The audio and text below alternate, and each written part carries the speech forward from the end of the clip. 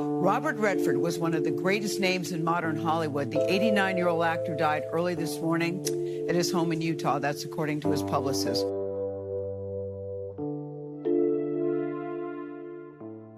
Some Hollywood legends leave behind more than films. They leave behind secrets, rivalries, and stories that don't fade even when the curtain falls. Robert Redford's passing shocked the world, but the whispers that followed were louder than the tributes. Behind the polished smile and golden image was a man who carried grudges that never healed, fractured friendships, and rivalries that shaped his entire career. One name in particular stands out, a star so powerful, so unforgettable, yet so unlikely to pay his last respects to Redford. What could have kept two legends of Hollywood so far apart, even at the very end? Robert Redford's final days. When the sad news of Robert Redford's passing broke on September 16, 2025, it sent a wave of reflection across Hollywood and beyond. Audiences around the world paused to remember a man who had been a defining presence in American cinema for more than 6 decades. Redford was one of the rare actors whose career was as much about substance as it was about fame. He had been a box office draw, an Oscar-winning director, and the founder of the Sundance Institute, which changed the path of independent filmmaking forever. Yet as tributes poured in, many could not help but think about the quieter side of his final years and how he had gradually stepped away from the spotlight long before his death. The turning point came in 2018, when Redford finally spoke openly about retirement. For years, he had hinted that he might step away, but in an interview while promoting The Old Man and the Gun, he confirmed that the film would mark the end of his acting career. The movie, in which he played an aging bank robber who could not stop pursuing his passion even late in life, became an unexpectedly fitting metaphor for his own journey. Redford told the Associated Press at the time, "I figure now as I'm getting into my 80s, it's maybe time to move toward retirement and spend more time with my wife and family." Despite the announcement, Redford was not able to completely walk away without one more moment on screen. In 2019, he returned for a cameo in Avengers Endgame, playing Alexander Pierce, a character he had introduced in Captain America, the Winter Soldier. The appearance was brief, but it held significance. Redford had built his career on challenging dramas and character-driven stories, and his decision to appear in the Marvel franchise surprised many. Yet he explained that his interest was in experiencing the new technologies and methods being used in blockbuster filmmaking. In fact, the Russo brothers, who directed Endgame, later revealed that Redford told them the day of filming would be his last day of acting ever, and that short scene became the symbolic closing of a remarkable film career. In the years that followed, Redford shifted his focus even further away from Hollywood. In 2020, he sold his horse ranch in Utah, a property he had owned for decades. The sale allowed him to concentrate on his home in Provo Canyon and his Sundance property, both of which were central to his identity outside of acting. Utah was not simply where he lived. It was where he had built Sundance into a cultural institution that has given countless filmmakers their first opportunities. Robert's final years were marked by a slower pace, surrounded by family and nature. He had long been interested in art, painting, and environmental preservation, and those pursuits filled much of his time. He spent quiet days with his wife, Sybil Zaggers, and remained close to his children and grandchildren in an environment that revolved around art and nature, rather than Hollywood or fame. Even though he had retired from leading roles, Redford remained connected to storytelling. He continued to work behind the scenes as a producer, and he played an important part in the AMC series Dark Winds, which premiered in 2022. In 2025, he made a small on-screen appearance in the show's second season, a quiet role that carried weight precisely because of its rarity. That ended up being his final performance. When he died peacefully at his home in Sundance, it was the conclusion of a life that had been lived on his own terms. The tributes that followed showed the wide reach of his influence. Actors, directors, and producers pointed to Sundance as the reason they had been able to start their careers, and fans remembered the unforgettable characters he brought to life. Yet even with the overwhelming praise, Redford's passing also brought to light his controversial reputation, which had often led to conflict in Hollywood. Redford had worked with many of the biggest names in the industry, but he also clashed with some along the way. And these conflicts have shaped speculation about who may or may not be present at his funeral. Redford's final years may have looked peaceful on the surface, but the truth is that his life had always been shaped by deep personal struggles. Long before the world celebrated him as a movie star, he carried the weight of illness, loss, and heartbreak, experiences that influenced the choices he made both on screen and in private. A life marked by struggles. Robert Redford's struggles began in childhood, when he was diagnosed with a mild case of polio, an illness that frightened parents across America at the time. Although his condition was not as severe as many other cases, and he eventually recovered, the experience forced him to confront frailty at a young age. It also left him with a deeper sense of vulnerability than most children his age ever had to think about. This early awareness of how quickly health and stability could disappear was something that would quietly remain with him throughout his life. The pain of illness in childhood was followed by something far more devastating when he became a teenager. In 1955, when Redford was only 18 years old, his mother, Martha, died due to complications during childbirth. Losing a parent at such a formative stage left him shaken in ways that never left him, and he often described her death as the most painful event of his youth. The loss meant that at the threshold of adulthood, he had to live with a constant sense of absence, and it forced him to face responsibilities and emotions that most young men of his age were not prepared to handle. It also contributed to the introspective nature that people would later notice in him, because the experience of losing her gave him a seriousness that he carried even when the world saw him as a golden boy on the screen. After his mother's death, Redford's home life in Van Nuys, California became more complicated. He grew up in a working-class environment, and while there were people all around him, he often felt isolated from them. He later admitted that he was a solitary young man, more comfortable in his own thoughts than in large groups, and that sense of separation was a constant theme in his early life. When he married historian Lola Van Wagenen in 1958, it seemed as though life was opening into a new and happier chapter, but tragedy struck once again almost immediately. Their first son, Scott, died at only 10 weeks old from sudden infant death syndrome.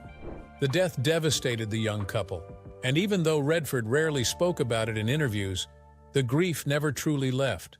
The pain of losing Scott gave him a deeper understanding of fragility in family life, and it also reinforced his determination to protect what he held dear from public intrusion. Robert and Lola went on to have 3 more children, Shauna, James, and Amy, and for many years their marriage gave him a foundation as he built his career. But the shadow of loss returned decades later in a way that was just as heavy as his earliest tragedies. His son, James, who had long suffered from a rare liver disease, underwent 2 transplants just to survive and lived most of his life with serious health challenges. Despite his illness, James carved out his own career as a filmmaker and activist, often working on projects that reflected his passions for the environment and social issues. In 2020, however, James tragically passed away at the age of 58 from bile duct cancer, a complication of his earlier health struggles. Redford was 84 years old when it happened, and he admitted publicly that he was heartbroken. To lose one child is a grief that never heals, but to lose 2 at different stages of life was a weight that even a man of Redford's strength carried heavily. But these tragedies were not the only personal battles Redford had to deal with. His marriage to Lola had lasted for nearly 3 decades, but by 1985 they divorced. Redford never fed speculation about the reasons for their separation, refusing to turn his private life into entertainment for others.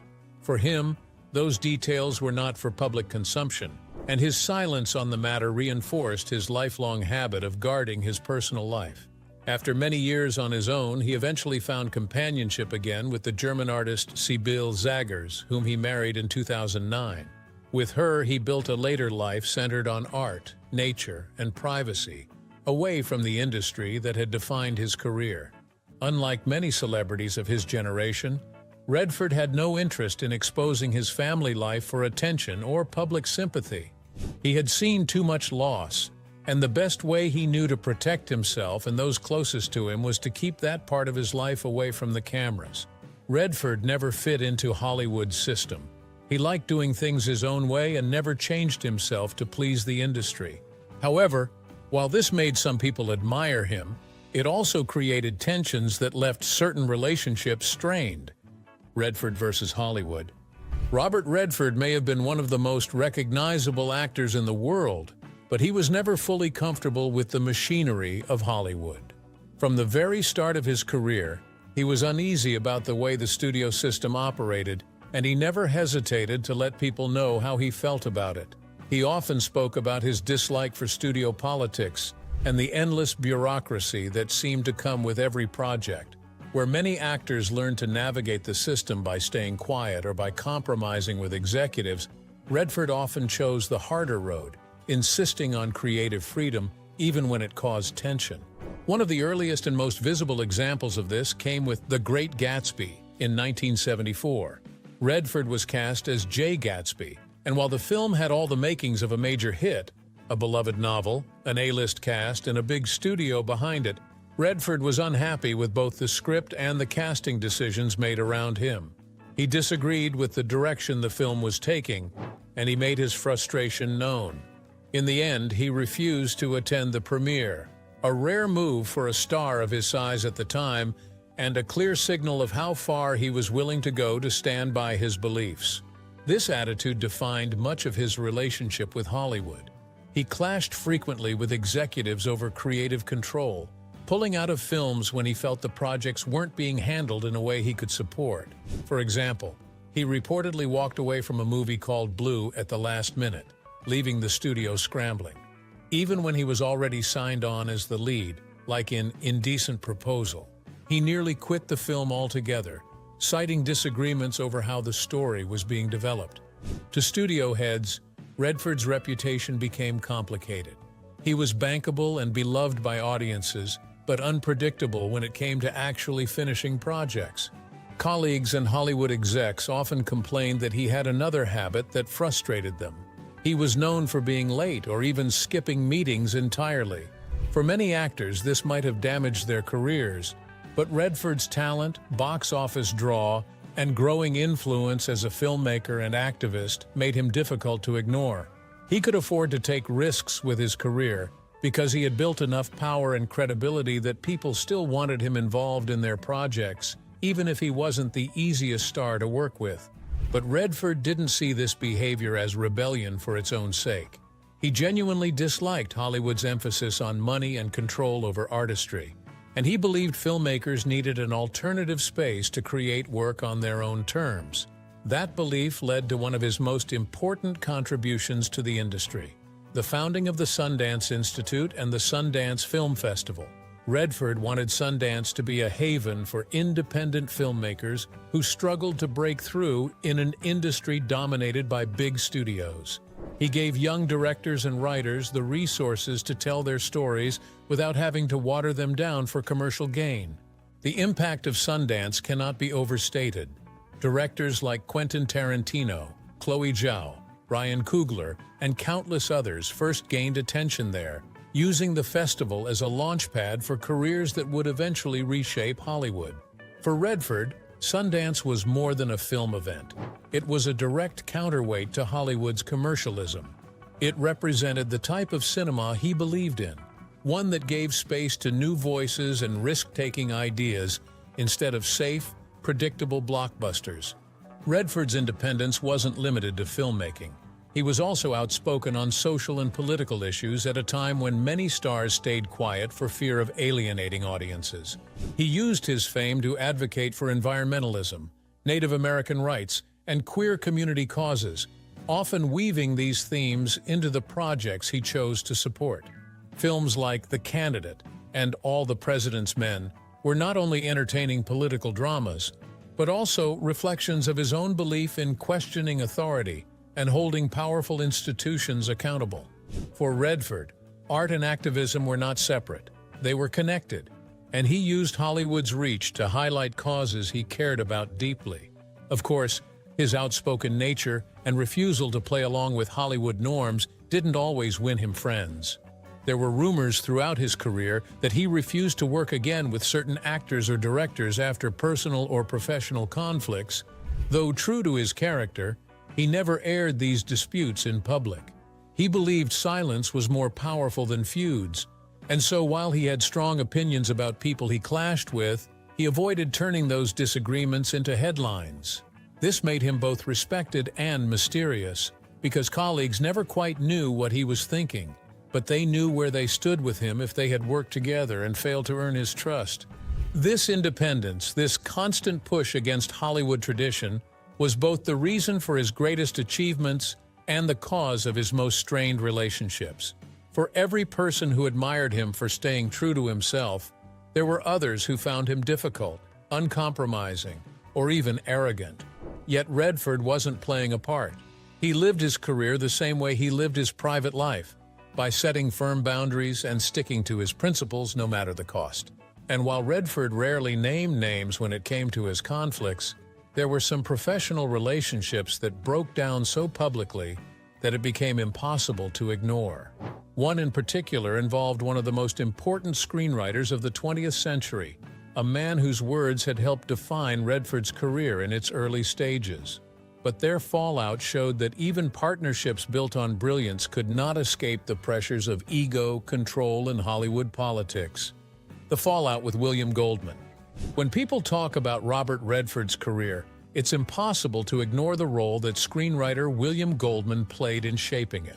Goldman was one of the most celebrated writers in Hollywood, a man whose scripts defined entire eras of cinema.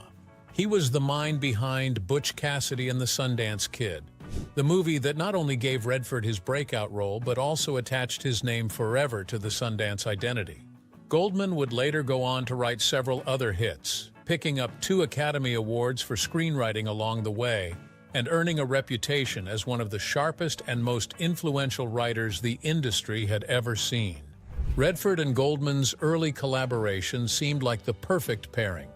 Goldman provided witty dialogue and strong story structure, while Redford brought star power, charisma, and a sharp sense of how characters should be presented on screen.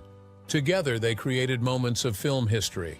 But underneath the success, there were creative differences that would eventually grow into one of the most painful fractures of Redford's career. The breaking point came during the making of All the President's Men in 1976, the film adaptation of Bob Woodward and Carl Bernstein's investigation into the Watergate scandal. Redford was deeply invested in this project. He had personally acquired the rights to the book, he was producing the film, and he was also starring in it as Woodward. To him, this was more than another movie. It was a statement about journalism, truth, and power. Because of that, he wanted every detail to be right, from the performances to the script.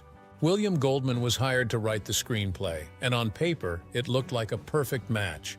Goldman was fresh off his Oscar win for Butch Cassidy and the Sundance Kid, and he was known for turning difficult material into compelling drama. But as production went on, Redford and director Alan Pakula grew increasingly frustrated with Goldman's drafts. They believed the script was too stylized and didn't capture the raw detail of investigative reporting that the story demanded. Redford later claimed that he and Pakula ended up rewriting large sections of the film themselves, leaving only about 10% of Goldman's original script intact. That statement, made publicly by Redford, hit Goldman hard. For a writer who prided himself on his craft and who had already delivered so much for Redford's career, hearing that his contribution had been reduced to almost nothing felt like a betrayal.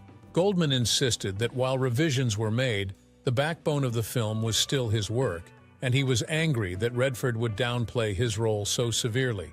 Despite the tension, Goldman went on to win the Academy Award for Best Screenplay for All the President's Men. But the victory was complicated. Behind the scenes, the industry buzzed with questions about how much of the final film truly came from Goldman's pen. The Writers Guild of America conducted an investigation into the matter, reviewing drafts and revisions, and ultimately ruled that Goldman should be credited as the sole author of the screenplay. It was a formal acknowledgement that, despite what Redford and Pakula had claimed, Goldman's contribution remained central to the film.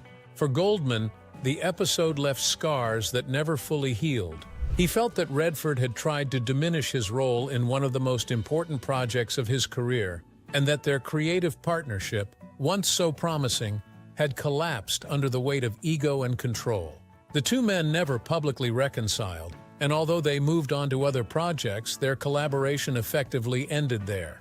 Redford, who valued loyalty and long-term relationships, seemed to accept the distance, while Goldman, who had poured his heart into the script, carried the resentment for years. To this day, many fans look back on the episode and wonder what might have happened if Redford and Goldman had managed to preserve their working relationship. Could they have created more films together that reached the same level as Butch Cassidy and All the President's Men?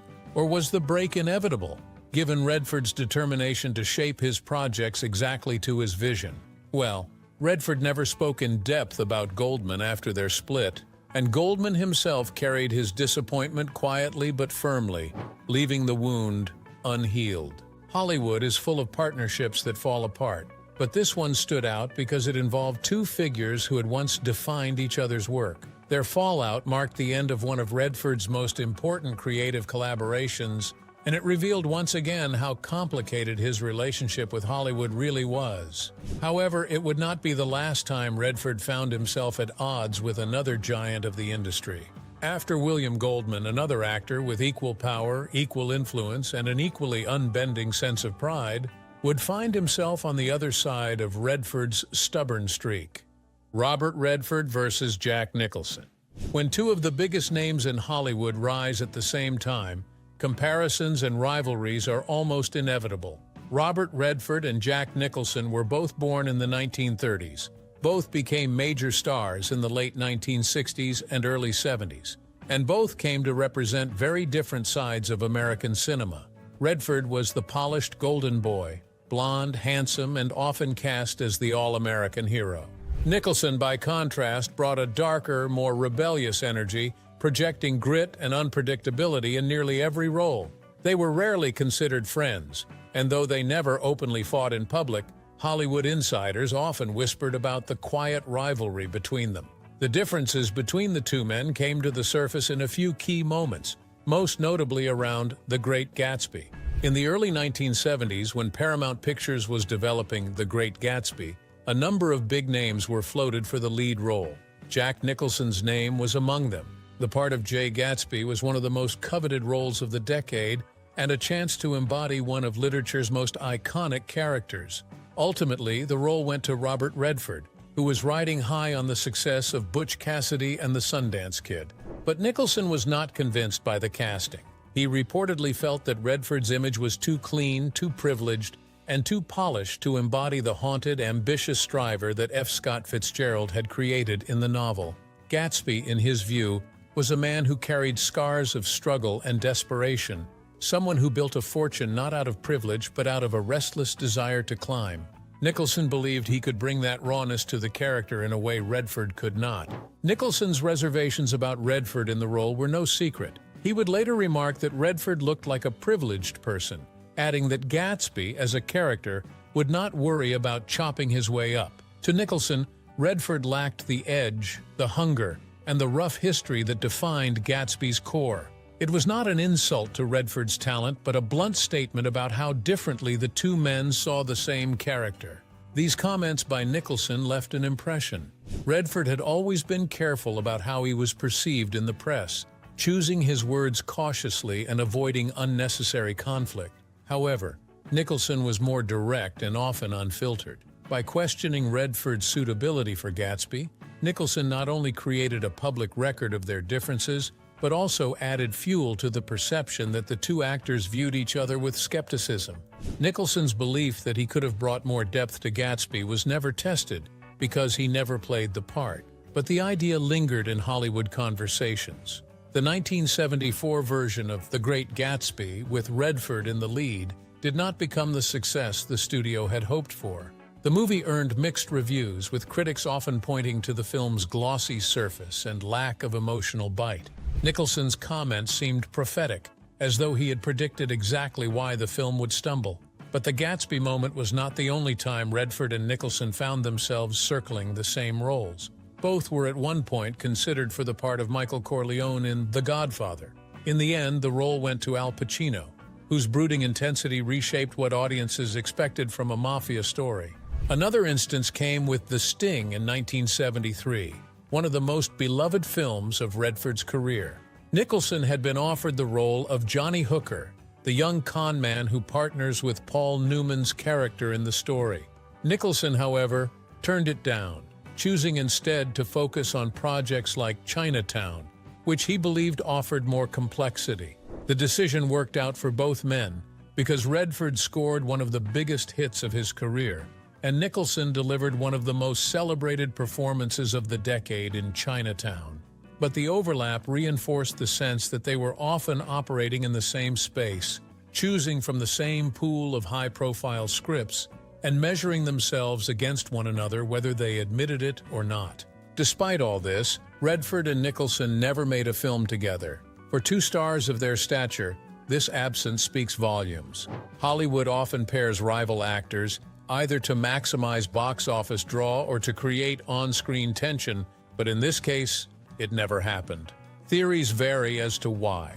Some say Nicholson didn't see value in working alongside Redford, while others suggest Redford preferred to keep his projects tightly controlled and may not have wanted to share the spotlight with someone as commanding as Nicholson. Unlike Redford's fallout with William Goldman, his relationship with Nicholson never erupted into open hostility, but the tension was there, woven into the comments Nicholson made, the roles they both circled, and the silence that kept them apart professionally.